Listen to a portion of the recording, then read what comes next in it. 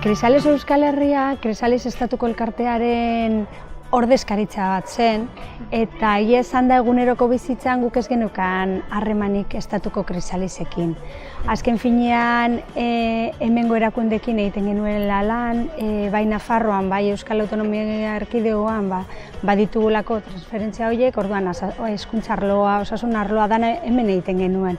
Eta gero, hainbeste hainditu ginen ez ere, 100 familia izan da, topaketak bertan egiten genituen, Madrilera begira ez geunden. Orduan ez zeukan zentzurik ordezkaritza bat izatea, gure eguneroko lana hemen izan da. Orduan erabaki genuen pixkat gure seme-alaben moduan izena aldatzea, baina izana berdina da. Elkarte berriaren helburua berdina da, lehen genuen berdina izan ere, ez da beste ezer aldatu, izena baino ez dugu aldatu, baina lana berdina da, pixka bat adingabe transexualen errealitateak gizarteratzea eta euren eskubideen alde lan egitea, bai erakundeetan, bai eguneroko bizitzan. Hortik aurrera, 1000 lantxo ditugu, hitzaldiak emon, formazioak emon, eta eurekin ere familiekin eta nerabeekin, ekintzak eta gu bat sortzea nolabait, askotan indarre animikoa ere beharrezkoa delako borroka honetan.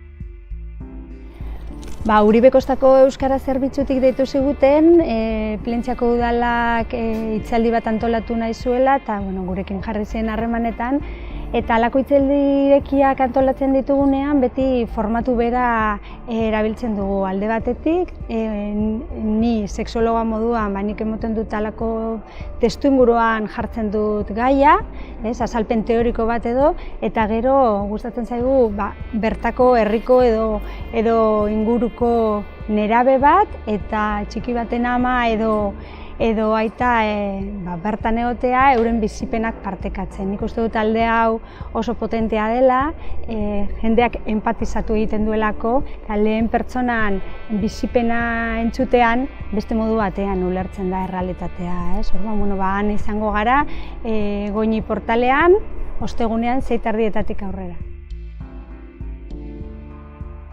Naizen elkartean gaur egun 110-115 familia inguru gaude. Gertatzen dena da kopuru hori astero aldatzen dela.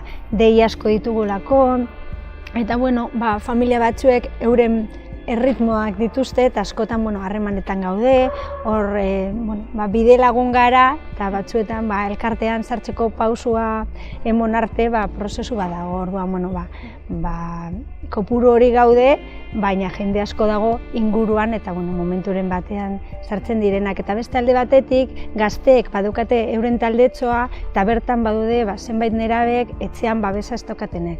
Orduan, horiek ez daude elkartean, familia horiek ez daude elkartean, baina nerabeek osatu dute nolabaiteko sare bat, euren artean babesa emoteko eta hor 60 gazte inguru daude.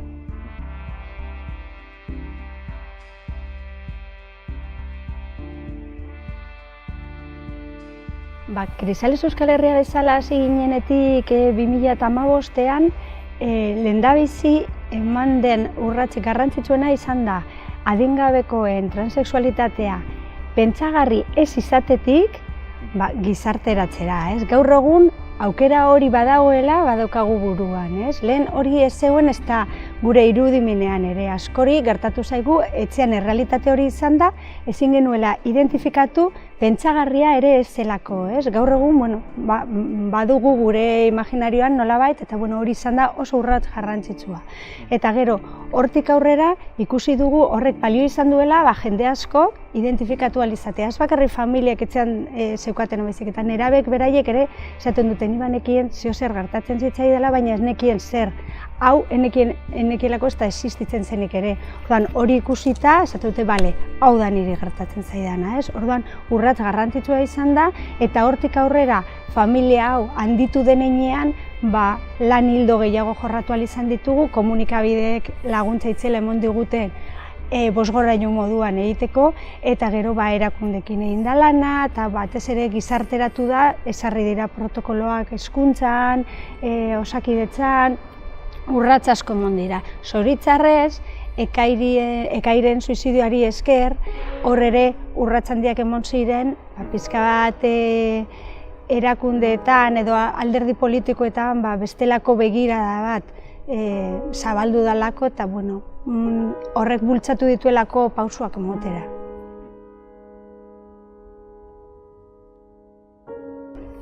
Euskal Autonomia Erkidegoan gaur egun indarrean dagoen transexualitatearen legea 2012koa da. Garai horretan aitzindaria izan zen, baina gaur egun guztiz desfasatuta eta zaharkituta dago. Gure helburua beti zen 2017an Nafarroan lortu genuen legearen antzeko bat lortzea. Naiz eta Nafarrokoa LGTB legea izan orokorrean ez bakarrik transexualitatearen ingurukoa, egia da gure aldarrikapen guztiak hor asetuta ikusi ditugula. Orduan, helburu horrekin lehendabiziko gauza eskatu genuena, legebiltzarrean eskatu genuen lehendabiziko gauza izan zen, 2012ko legea aldatzea, batez ere oinarritik patologizantea zelako. Legearen objektua bertan jartzen duen bezala dalako, agiri psikiatriko mediku baten bidez bere transexualitatea demostratzen duen pertsona. Eta guretzako hori ja oinarritzat gaizki dago, hau ez baita inolako patologia edo mediku batek ez daka zer esanik norberaren identitatean. Orduan, lege horren aldaketan eman dugun lehendabiziko urratsa izan da legearen 3. artikulua aldatzea. Eta artikulu horretan esaten da txosten mediku edo psikiatrikoarena. Hori aldatzea lortu dugu, alderdi guztien babesarekin, PP ez du ezer esan, baina kontra ere ez da agertu eta beste guztiak bat egin dute beste guztiek aldaketa hori lortzeko. Guretzako oso aldaketa garrantzitsua da, oso pozik gaude, alde batetik aho batez lortu delako, alderdi guztien, PP kendut alderdi guztien babesaz, eta beste alde batetik, oinarria aldatzen delako. Hortik aurrera, legean gauza asko aldatu nahi ditugu, beste gauza asko, horren ondorio bezala etorriko diren gauza asko. Azken finean oso lege murritza da, adingabeen inguruan iaia ez da zer agertzen, eta oraindik ere gauza asko ditugu aldatzeko, baina lehen urratsa moduan oso ondo dago, oso garrantzitsua da guretzat. Guretzako ezarri beharko ziren, bai hezkuntzan, bai osasun arloan, nolabait bete beharreko protokoloak. Kontutan izan behar dugu gaur egun transexualitatearen inguruan ez dela ezer ikasten, ez irakasle eskolan, ez medikuntzan, ez psikologian, orduan gaur egun ez dago aurrekin, adingabekoekin lan egiten duten profesionalen artean ez dago jakintzarik. Jakintza gaur egun muestra dauen tokian dago, familietan dago, orduan, pixka bat zabaldu beharko genuke hori, modu transversal batean sartzea hezkuntza kurrikulumetan, hau da, ez genuke zertan landu beharko gai aparte bat bezala transexualitatea normalizatua izango bazan. Familia anitzen kasuan egin den bezala, ez duzu zertan azaldu behar bereziki zer dan bi ama edo bi aita duen familia bat, baldin eta familiaren lanketan hori ateratzen bada eta zeozer onartua bada honekin berdin, sartu beharko zela pixka bat irakasten diren gaietan, modu transversal batean, eta gero osasun arloan ere aldaketak egitea hori islatzeko benetan patologia moduan ikusten ez dela. Beste hainbat gauza, joango gara pizkanaka, kirol arloan, aizian dana, baina momentuz pozik gaude jarrera ona delako, ez?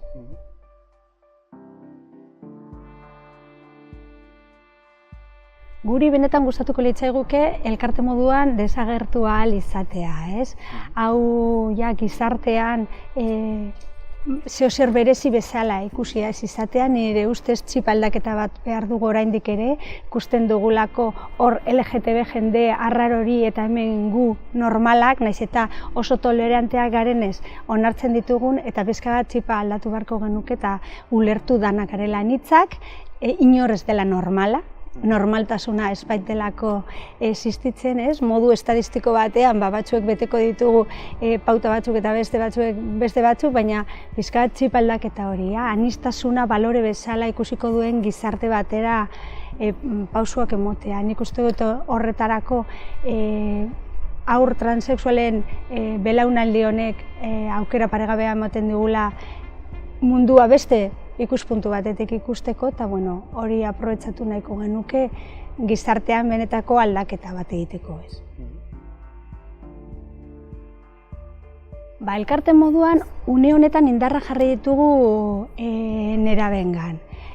Ikusi dugu orain arteko belaunaldietan ukazioa jasan behar izan dutela, 42 inguruko suizidio saiakerak tasa eta marginalitatea, langabezia da tasa guztiak oso bizimodu bortitza izan dutela.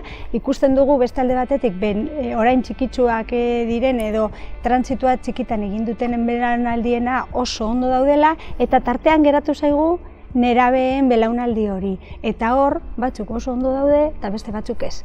Orduan, indarrak hor jarri ditugu, konturatu ginen txikiekin familia eta eskola landuta nahikoa zela eta ondo zeudela, baina nerabeekin beste faktore batzuk sartzen zirela, eta zan, nire berdinak, maitasuna eta gorputza.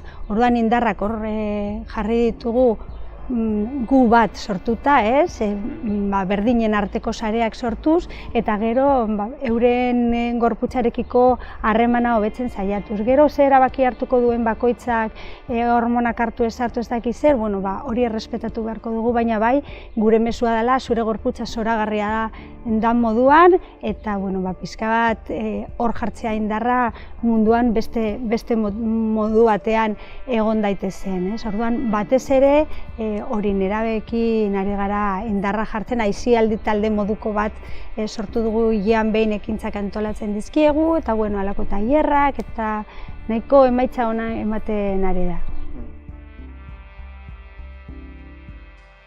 Alde batetik, elkartean dauden familia askok ez dakate bat ere arazorik, baina beti ondo dago, elkarte batean parte hartzea, gero eta gehiago egon, gero eta indar handiago edukiko dugulako, eta aurrera egiteko horrek ematen digulako nolabaiteko poterea, erakundeen aurrean lan egiterakoan eta gizarteratzerakoan errealitate hau, baina beste alde batetik zenbait kasutan arazoak egon daitezke, egia esan suertea daukagu orokorrean arazo gutxi ditugulako, nik uste dut euskal gizartea alde horretan ezberdina dela eta arazo gutxiago ditugu beste elkartek, adibidez Valladoliden edo Burgosen edo arazo gehiago dituzte, hori Holanda, baina oraindik ere baditugu arazoak, adibidez irakasle batek gazte baten erabakitako izena ez onartzea, edo erregistroan bertako funtzionariak izen aldaketaren paperak onartu nahi ez izatea, edo berdinen arteko bullyingak, kasuren bat gutxi, baina bai, edo Osakidetzan tratua ez izatea onena, eta halako gauzatxoak lantzeko ondo dago elkartera deitzea, eta batez ere elkarrekin dana egiten dalako beto, elkartuta, indarrak batuz, dana egiten dalako errezago, eta guk azken finean badaukagu esperientzia, badakizkugulako ere araudiak, legea, protokoloak, zer egin behar den, eta asko errazten du bidea egitea aurretik bide hori egin duen baten eskutik, eta beste alde batetik babes emozionala emoteko ere ondo dago, hilean behin biltzen gara, zalantzak argitu, eta gero urtean birritan egiten ditugun asteburu pasa horietan, ez bakarrik umeak eta gazteak, familia be indar berrituta ateratzen dira, halako subidoiarekin, ondo dago beti.